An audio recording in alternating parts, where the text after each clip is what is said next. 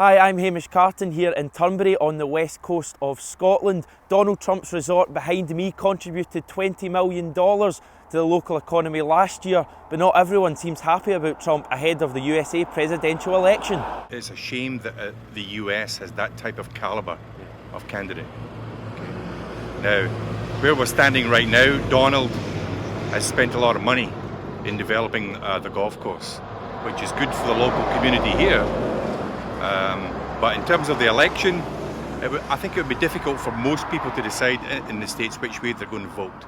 If there was only a middle party that they could vote for, I think they would get a great number of votes. So what about this area though? Because Donald Trump's done a lot for this area. He hasn't done a lot for the area. This is all blown out of proportion. He's bought Turnberry Hotel, he spent some money on it, not as much as he said that he has spent. He said he's still more to spend. But it's no help, it doesn't help the wee villages. So that is the Scottish perspective on things, but what about the Americans? Amy McGhee caught up with two expats to get their thoughts. He would bomb Mexico tomorrow. I think it would be a disaster.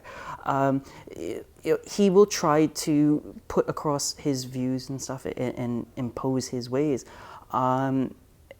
But I think the rest of the world would shut down and not work with him. American foreign policy would be destroyed for decades, probably. In my mind, the person who you would want to be commander-in-chief is not that guy. But I have to say, I can understand how some people would.